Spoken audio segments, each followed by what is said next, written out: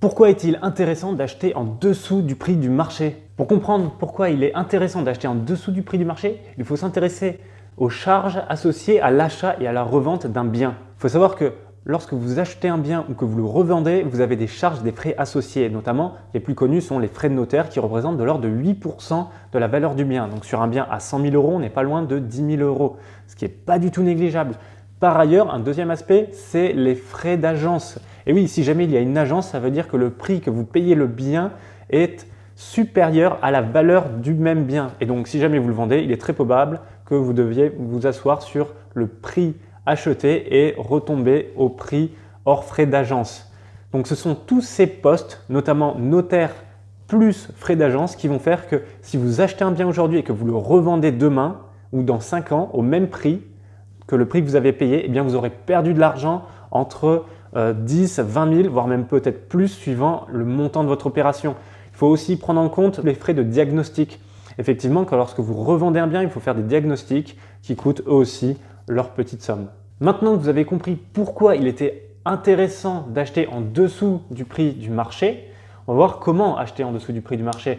Qu'est-ce qu'un bien dévalorisé? C'est un bien qui ne performe pas à la vente, qui ne se vend pas bien. Et les biens qui ne se vendent pas bien, c'est les biens qui n'ont aucun effet coup de cœur notamment. Ce sont des biens où il y a beaucoup de travaux parce que les gens ne peuvent pas se projeter, s'imaginer dans ce bien. Ils vont se dire « Oh là là, il y a tellement de travaux, je ne vais jamais pouvoir gérer tout ça, je vais avoir des problèmes avec l'artisan ». Ce sont ce type de biens qu'il faut cibler. Ce sont des biens qui sont évités par votre grosse concurrence qui est tous les acheteurs de résidences principales. Il faut s'en échapper et pour être sur un marché différent et vous sortir des opportunités. Vous n'allez pas chercher le coup de cœur parce que l'investisseur rentable ne cherche pas le coup de cœur, il crée le coup de cœur. C'est là la différence, c'est là où est sa plus-value.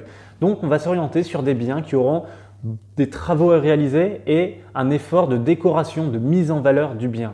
Généralement, le fait d'acheter des biens dévalorisés et de les mettre en valeur, ça va apporter la plus-value nécessaire à regagner les frais associés à la vente et à l'achat. Et donc, si vous devez sortir à un moment donné de l'opération, vous sortirez sur ce point-là de façon neutre ou au mieux avec une plus-value. Petit point important, on entend souvent parler de l'inflation immobilière et beaucoup de gens disent de toute façon si j'achète et je revends plus tard, le bien aura naturellement pris de la valeur.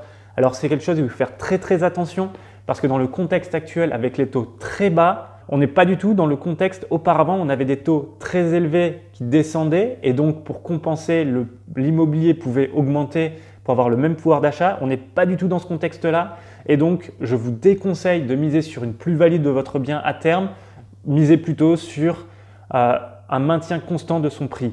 Vous serez ainsi sécurisé des mauvaises surprises si votre bien ne prend pas de valeur effectivement. J'espère que tu as aimé cette vidéo. Abonne-toi à la chaîne pour avoir plus de vidéos de ce type. Clique sur la cloche pour être notifié de nos nouveaux contenus. Voilà, c'était Alan de financelibre.fr, le blog et la chaîne YouTube qui te donnent des clés, des méthodes simples pour performer dans l'investissement immobilier. Allez, ciao!